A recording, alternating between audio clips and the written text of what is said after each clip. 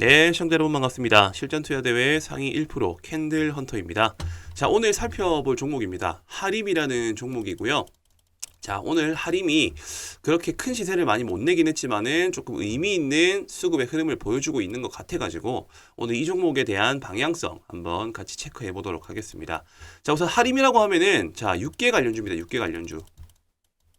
네, 육계 관련주 하면은 이제 우리가 흔히 떠오르는 대체 식품에 대한 이슈가 바로 떠오르실 겁니다. 자, 후쿠시마 원전 오염수 관련해가지고 거기에서 대체 식품에 대한 수요가 부각을 받을 때 상승했다라는 특징이 있고요. 자, 그리고 두 번째, 치킨 수요가 증대될 수 있는 시기. 자, 치킨 수요가 증대될 수 있는 시기는 바로 월드컵이죠, 월드컵. 그리고 뭐 올림픽도 해당이 될 수 있을 거고요.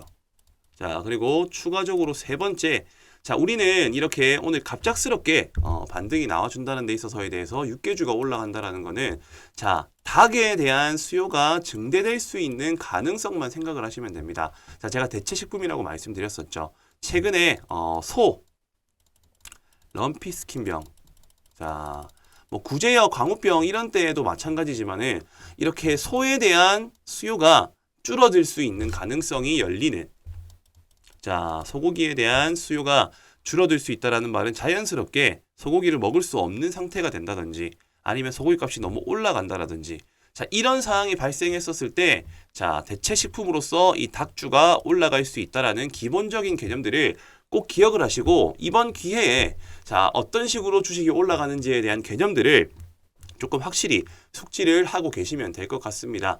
자, 뭐 당연히 중간중간에 이렇게 뭐 우리가 복날도 있죠, 복날.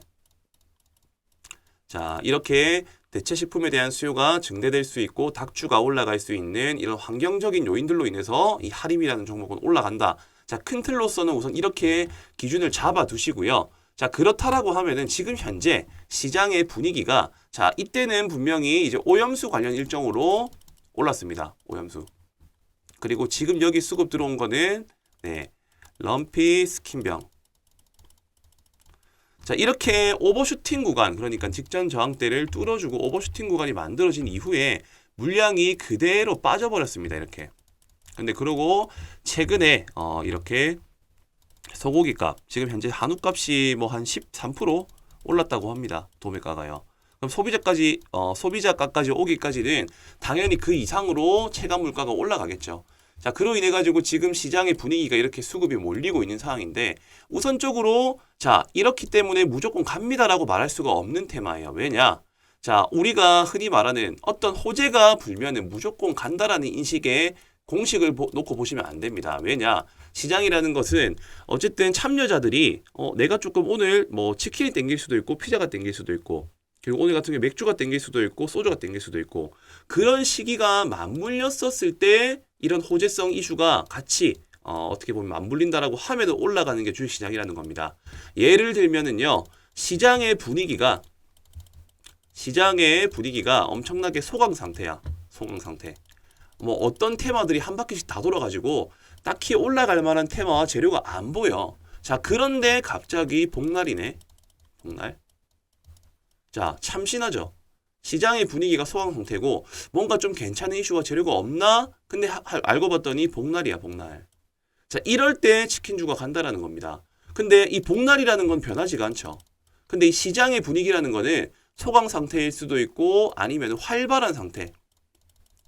그리고 특정 테마가 주도하는 장세. 특정 주도 테마 장세. 자, 이렇게 시장의 분위기가 바뀌면은 어떤 우리가 흔히 알고 있는 딱 노출될 수 있는 확정적인 이슈가 있다 하더라도 어떨 때는 부각을 받고 어떨 때는 부각받지 않고 이렇게 변할 수가 있다는 겁니다. 자, 이 부분이 정말 중요한 핵심이라는 거예요. 자, 그렇기 때문에 제가 이 얘기를 왜 드렸냐. 앞으로 우리가 주식을 할 때 캔들헌터가 복날 되면 올라간대. 복날인데 사야지. 이게 아니라 그럴 수도 있는 가능성이 조금은 더 열릴 수가 있으니 한번 준비하는 포트로서 참고를 해볼 수는 있지 않겠냐. 자, 이런 접근으로서 주식을 하셔야 된다는 거죠. 자, 그렇기 때문에 하림은 지금 시장이 어떻게 보면은 소강 상태의 분위기고 어떤 개별적인 이슈들이 가는 장세였기 때문에 어떻게 보면은 지금 럼피스킨병에 대한 이슈가 같이 맞물리면서 시장의 분위기를 흡수를 하였다. 자, 그럼 연속적으로 갈 수 있는지 아닌지에 대한 차트를 보기 위해서는요, 이 중장기 매물대들이 소화가 됐는지 안 됐는지를 봐야 돼요. 중장기 매물대. 자, 이 중장기 매물이라는 거는 과거에 물려있는 사람들. 그러니까 우리가 뭐 한 달 전, 뭐 1년 전, 2년 전에 이 주식을 거래를 할 거지 않습니까? 그럼 거래를 하다 보면은 그때 당시 형성되어졌던 가격대가 있어요. 그 가격대의 종가의 선을 계속 그어보는 겁니다. 이렇게. 그리고 이 시간 동안에 이 평균 값을 나눠가지고 나온 수치에 대한 점을 찍어서 이어놓은 선이 뭐다? 주식 가격 이동 평균선이다. 자, 그렇기 때문에 어떻게 이평선이 왜 중요한지, 이평선이 뭔지 그냥 21선 깨지면 손절하고 21선 돌파를 하면 사고 골든 크로스가 나고 이런 개념이 아니라 이런 원리들을 이해를 하셔야 된다는 겁니다. 자, 그렇기 때문에 이런 평균적인 가격대, 그러니까는 시세가 되겠죠, 시세. 이런 심리선들에 대한 시세들이 밀집되어 있는 구간들이 있어요. 항상 1,000원으로 거래가 되고 있다가 예를 들어서 최근에 갑자기 1,300원으로 거래가 돼. 원래 1,000원짜리인데. 자, 그러면은 당연히 올라갈 만한 이유가 있는지를 체크해 봐야겠고, 올라갈 만한 이유가 있고 더 올라갈 수 있는 이유가 있다라고 하면은 당연히 1,000원에 사놓은 사람들은 차익 실현을 하기 위해서 매도를 하겠죠. 그 매도를 하고 나온데도 불구하고 더 올라가. 자, 그러면은 이미 1,000원의 시세가 중요한 게 아니라 지금 차익 실현을 하고 난 이후에도 올라간 이 자리대 1,350원대 자리가 지금 심리의 시세라는 겁니다. 지금 시세. 자, 이런 원리로서 주식을 바라볼 필요가 있다라는 겁니다. 자, 그렇기 때문에 이 중장기 이평선을 뚫어주는지에 대한 유무가 그 무엇보다 중요하다. 왜냐? 옛날에 거래되어졌었던 가격대 이상에서 정착을 한다라는 말이 곧 현 시세를 의미하는 거고 더 올라갈 수 있는 재료가 붙었을 때 탄력을 더 크게 만들 수가 있기 때문입니다.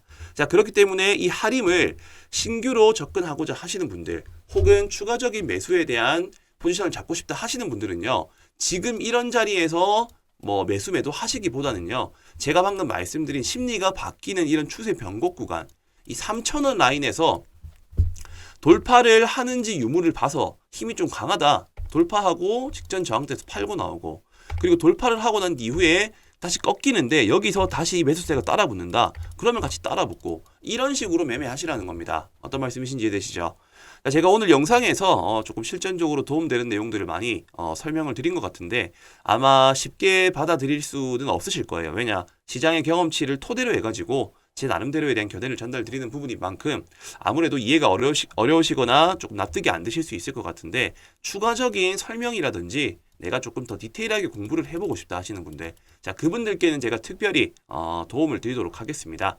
여기 위에 보이시는 이 배너 번호로 숫자 3번이라고만 남겨주시면은 그 분들께는 지금 제가 말씀드린 내용들에 대한 기점에서 추가적으로 조금 더 나아가서 이해하기 쉽도록 이제 어떤 특정적인 시그널과 지지와 저항, 수급 뭐 이런 부분들에 대한 내용들을 조금 상세히 다뤄서 설명을 드리도록 할 테니까요. 자, 구독과 좋아요 한 번씩만 눌러주시고 위에 보이시는 이 배너 번호로 숫자 3번이라고만 남겨주시면 되겠습니다. 자, 제가 준비한 내용은 여기까지이고요.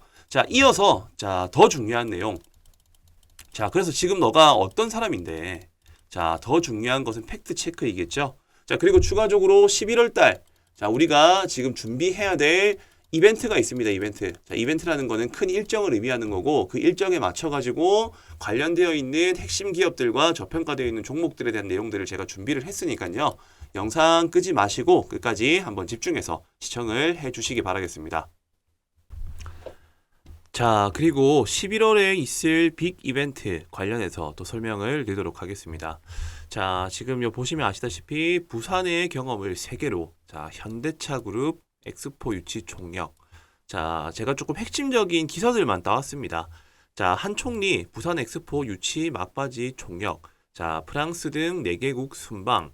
자, 그리고 장관도 기업 회장도 출장길. 부산 엑스포 유치 막판 총력전. 자, 이렇게 이 부산 엑스포가 도대체 뭐길래, 네, 지금 계속적으로 아마 네이버에 검색을 해보시면 다들 아실 겁니다. 이 부산 엑스포를 유치하기 위해서 기업인들 그리고 장관들, 자, 모든 이런 좀 유명 인사들이 전부 다 총력전을 펼치고 있습니다. 이 유치를 하기 위해서요. 자, LG라는 대기업도 자, 유치 총력전 11월에 승부수를 띄운다.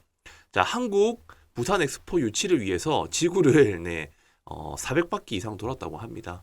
자, 제가 오늘 말씀드릴 11월 일정주는요, 생각보다 큰 파급 효과가 있는, 자, 경제 효과가 있는 이런, 부산 엑스포 관련해서, 관련된 일정과, 그리고 그 일정에 대한 구체적인 내용들을, 지금 제가 준비를 해봤고요. 자, 결과적으로는 이렇게 이 엑스포에 목을 매는 거는, 당연히 경제 창출 효과 때문입니다. 자, 여기 제가 조금 내용을 정리한, 기사들을 좀 체크를 했는데요. 여기 내용들을 한번 살펴보시게 되면은, 자, 역대 월드 엑스포의 경제적 파급 효과. 자, 이 내용은 어쨌든 제 뭐 추정치이긴 한데 인터넷에 이제 조금 뭐 좋은 기사가 있길래 내용들이 있길래 한번 좀 첨삭을 해봤습니다. 자, 2010년도 상하이 엑스포. 자, 참가국 같은 경우에는 120개국이었고요. 자, 투자액은 약 5조 2천억 원. 자, 경제 효과 110조 원이라고 합니다. 2015년도도 뭐 비슷하게 145개국에 4조 투자해가지고 53조 원 경제 창출 효과. 자, 제일 최근 두바이 엑스포에서는 200여 개국이 참여를 했네요. 네, 그리고 한 7조 정도 투자를 했는데 생산 유발 38조 원 경제 효과. 자, 고용 창출 같은 경우에도 기본적으로 30만 명 이상 이렇게 꾸준하게 창출이 되었는데, 자, 2030 그러니까 2030년도 부산 엑스포가 만약에 개최가 되고 유치가 된다라고 했었을 때는 대략적으로 관람 인원 참가국이 대략 한 200여 개국 한 5,050만 명이라고 표시가 되어 있네요. 투자액 같은 경우에는 한 5조 원을 투자를 해서 지금 보시면은 부수적인 경제효과 창출 수입원이 한 50조 원 이상이 된다고 합니다. 50조 원. 고용 창출도 50만 명. 자, 이러니까 지금 뭐 기업 인사들부터 해가지고 장관들, 정치인들 전부 다 유치를 하려고 부산 엑스포 유치를 하기 위해서 이렇게 뭐 전국적으로 그리고 이제 뭐 세계적으로 열심히 활동을 하고 있는 거겠죠. 자, 조금은 변수가 있는 상황들은 아무래도 지금 현재 이제 뭐 경쟁 국가들이 사우디아라비아 지역 리야드 그리고 이탈리아 로마 이런 후보국들이 마지막 프레젠테이션 발표를 하고 난 다음에 이제 투표를 하게 됩니다. 그 투표에서 자 1차 투표에서 3분의 2득표인 122표 이상을 얻는 나라가 만약에 나오지가 않는다면은 자 다음 날 1위, 2위를 대상으로만 2차 결선 투표를 통해 가지고 개최지를 선정을 한답니다. 자, 이 내용이 핵심이라는 거예요. 이 내용 핵심. 사실상 지금은 이제 뭐 우리나라가 이런 후보국들에 비해서 조금 많이 지지율이 낮은 편이에요. 자, 왜냐면은 사우디아라비아 자체가 이제 오일머니를 어쨌든 뭐 공세를 해가지고 자 개발도상국 등에는 한국의 신재생에너지 기술 및 자원개발 기술, 경제성장 노하우 전수 등을 부각하면서 지지를 호소할 계획이긴 한데 자 아무래도 이제 뭐 지금 이 사우디 자체가 워낙에 좀 돈이 많은 나라죠. 네, 그래서 아마 지금 지지율과 득표율에서는 조금 밀리는 걸로 저는 알고 있습니다. 자, 근데 일단은 아까 제가 말씀드렸던 것처럼 1차 투표에서 일단은 뭐 이탈리아 로마를 이기고 난 이후에 그 이후에 추가적인 2차 결선 투표를 가지고 우리가 조금 승부수를 띄우기 위해서 이 정치인들이 열심히 활동을 하고 있다고 생각을 합니다. 자, 여기서 말씀드리고 싶은 핵심은 뭐냐면요. 어찌됐든 간에 이 부산 엑스포가 유치가 될 수 있는 가능성. 자, 이 가능성을 보고 저희는 11월 달에 이 일정주에 대한 부분들을 분류를 해둬야겠죠. 왜냐면은 지금 현재 이렇게 여기 보시면은 2030년 부산 세계 박람회 주요 내용을 한번 살펴본다라고 하면은 뭐 기간은 대충 뭐 보시고요. 한 6개월 정도. 주제 같은 경우에는 뭐 세계 대전환 더 나은 미래를 향해 뭐 이런 걸 떠나가지고 개최 부지 부산 북항 일대. 자, 그리고 교통계획 같은 경우에는 김해. 자, 항공 같은 경우는 가덕도. 그리고 항만 철도를 통해서 손쉽게 접근하고자 하는 그런 계획을 세우고 있다. 참가 규모 같은 경우에도 어쨌든 지금 뭐 대략적으로 한 3,500만 명 그리고 개최 비용은 일단은 뭐 한 6조 5천억 원이라고 되어 있긴 한데 자 여기서 우리가 가능성을 볼 수 있는 거는 일단 우선적으로 1차 투표에서 우리가 나름대로 122표 이상을 얻는 나라가 나오지 않아가지고 2차 결선 투표를 한다라는 그 가정만 두고 본다 하더라도 충분히 이 관련되어 있는 자 부산 엑스포 관련 수혜주들이 급등이 나와줄 수 있다라는 거에만 의의를 두고 우리가 지금부터 일정주와 매집주를 충분히 접근해 나가도 괜찮다라는 거죠. 자, 그런 부분들의 가능성 무조건 엑스포가 선정이 된다 부산으로 자 그러면 대박이 나는 거죠. 자, 경제 효과가 뭐 올림픽의 4배라고 하고 실제로 투자 규모 대비해가지고 10배가량 이렇게 경제 효과가 창출이 되는데 엄청난 빅이슈이기 때문에 이 11월 달 일정주는 절대 놓쳐서는 안 됩니다. 자, 그렇기 때문에 제가 지금 이렇게 열심히 말씀을 드리는 거고, 자, 핵심만 간결하게 드리자고 한다면은 이렇게 경제 효과로 인해서 발생할 수 있는 부수적인 기업들과 그 기업들로 인해 가지고 우리가 어떤 종목들을 관심 있게 봐야 될지가 가장 중요한 내용이겠죠. 자, 그렇기 때문에 지금 우선 제가 핵심적으로 생각하고 있는 포인트들은, 자, 어쨌든 이렇게, 자, 방금 말씀드려서 항공편, 이렇게 가덕도 신공항 쪽이랑, 그리고 어쨌든 이런 건설 쪽, 새로운 가건물들 만들고 이렇게 관광객들이 온다라고 했었을 때 어느 정도 정비를 해야겠죠. 자, 그리고 이런 부산 엑스포 대대적인 행사를 했었을 때 이 언론 방송사, 자, 이 세 가지 키워드들이 제가 볼 때는 이 11월 달에 일정주에 포함되는 핵심적인 일정주가 될 수 있겠다. 이 키워드만 알고 있는다 하더라도 어느 정도 우리가 큰 이벤트에 준비할 수 있는 마음이 정비가 되어 있다라고 저는 생각이 들고요.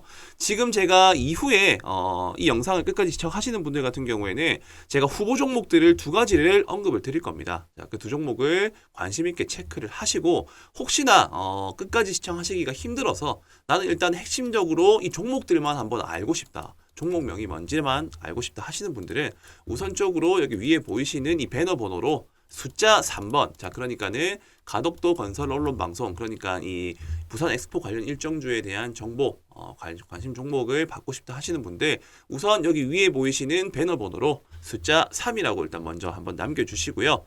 자, 남겨주셨다면은 끝까지 시청하시는 분들을 위해서 제가 후보 종목 두 가지를 언급을 드리겠습니다. 자, 첫 번째 종목입니다.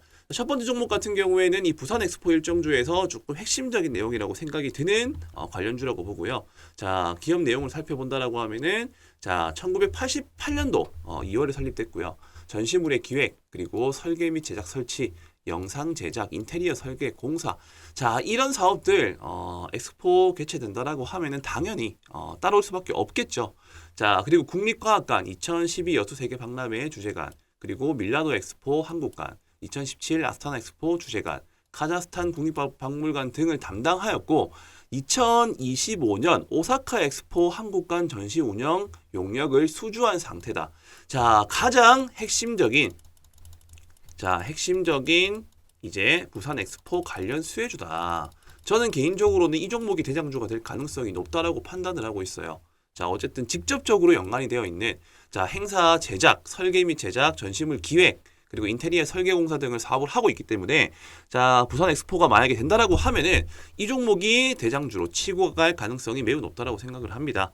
자, 유통 주식수 같은 경우에는 이제 유통 비율이 50%밖에 되지 않고 시가총액은 대략 1,000억 원대, 아주 가벼운 종목이기 때문에 일정과 이 재료가 뒷받침이 된다라고 하면은 급하게 연속적인 급등이 나와줄 수 있겠죠. 실질적으로 기업 가치 평가도 매우 저평가되어 있는 종목이기도 하고요. 자, 유동 비율 160%, 그리고 유보율 같은 경우에는 1200% 정도로 재무적으로도 상대적으로 많이 안정적인 기업이다. 일단 이렇게만 간략하게 말씀드리고 바로 차트를 한번 살펴보도록 하겠습니다. 자, 차트 제가 항상 강조드리는 포인트들, 자, 대세 상승을 만드는 종목들 같은 경우는요, 이 대세 상승을 만드는 종목 같은 경우에는 기본적으로 바닥권에서 수렴하는 형태가 많다. 바닥권 수렴이라는 거는 저점을 형성을 하고 어느 정도의 박스권 장세를 유지를 하되 중장기 이평선, 자, 이 중장기 이평선들이 밀집이 되어 있는 구간을 만들어준다. 이렇게 밀집이 되어 있는 구간을 만들어주고, 자, 만들어주고 난 이후에 중간에 이렇게 갑작스러운 대량 거래량이 발생을 하죠. 자, 이런 대량 거래량을 발생을 시키는 위치가 저점을 형성하고 중장기 이평선들을 뚫어주면서 이런 대량 거래가 발생했다라는 것은 바로 뭐다? 매집봉이다. 자, 따라서 매집의 흔적, 그리고 아까 말씀드렸다시피 시가총액이 상대적으로 낮기 때문에, 그리고 기업 가치도 저평가되어 있다는 것을 확인했기 때문에 저평가 품절주다. 자, 매집의 흔적이 있고 저평가 품절주이면서 일정주에 해당되는 사항이 바로 제가 저희 캔들헌터가 원하는 바로 핵심적인 테마주다. 자, 그렇기 때문에 이렇게 부산 엑스포 일정 관련주 종목 한 종목 알아봤고요. 자, 그리고 두 번째 종목입니다. 자, 두 번째 종목 같은 경우도 사실상 아까 제가 처음에 힌트를 드렸다시피 우선 이 언론 방송 쪽 관련 수혜주입니다. 1994년에 설립이 되었고 지상파 TV 라디오 방송 광고 사업을 영위하고 있으며 2005년도에 7월에는 부산 경남 지역 민영 방송 사업자로 선정이 되면서 어쨌든 이렇게 주된 유일한 민영 방송 사업자로 방송 광고 수입이 주 매출처인 이런 기업이라고 보시면 될 것 같습니다. 자, SBS하고 협약을 통해 가지고 방송의 약 70%를 SBS 프로그램으로 방영을 하고 있다. 자, 아까 말씀드렸다시피 어쨌든 이렇게 부산 엑스포 유치가 된다라고 하면은 언론 방송사 측에서도 광고 수입이라든지 이렇게 뭐 보도 영상들로 인해 가지고 수익 창출이 될 수 있기 때문에 충분히 일정주에 해당될 수가 있다. 자, 기업 내용을 대충 살펴봤지만 일단 뭐 기업 재무적인 상태로 보더라도 충분히 괜찮은 기업이다. 유보율 200%. 유동비율 같은 경우에는 450%, PBR 그러니까는 기업 순자산 비율이 0.5%밖에 되지 않는 저평가 종목이다. 시가총액도 아까 말씀드린 종목과 마찬가지로 한 1,100억밖에 안 되기 때문에 시장에서 유통되고 있는 물량 대비해 가지고 충분히 큰 수익과 상승을 만들어줄 가능성이 높은 종목이다. 자, 차트 한번 살펴보도록 하겠습니다. 자, 차트 한번 살펴보시게 되면은 똑같죠? 제가 항상 강조드리는 포인트들은 저점을 이렇게 형성을 한번 하고 수렴하는 상태에서 대량 거래량을 발생시키는 이런 포인트들. 자, 이런 포인트들이 만약에 나온다라고 했었을 때 저는 우선적으로 이 대량 거래량이 발생한다라는 말 자체가 바닥 구간에서 발생된 대량 거래량이 의미가 있다라고 생각을 합니다. 왜? 그 이유는 저점에서 어쨌든 올라가고자 하는 그런 의지가 강한 구간이고 그 자리가 이 중장기 이평선들, 자 120선, 200선, 240선 과거에 물린 물량들을 한 차례 흡수를 해주기 때문에 이렇게 이평선들이 밀집되는 자리가 만들어진다라는 거죠. 자, 이런 시기일 때 한번 이슈와 재료가 불어주면서 급등 패턴이 나와준다라고 하면 연속적으로 날아갈 수가 있습니다. 자, 그렇기 때문에 자, 이 종목 같은 경우에도 충분히 이제 중간에 한 번씩 매집 흔적이 나오긴 했지만은 11월 28일 그러니까는 지금 대략적으로 한 달 조금 더 남은 상황인데 그 일정 전까지는 한 번 더 수렴 형태를 만들고 급등이 나와줄 수 있겠다라고 저는 판단을 하고 있기 때문에 자, 매집의 흔적 그리고 마찬가지로 저평가 품절주 자, 그리고 아까 말씀드렸다시피 엑스포 관련된 일정까지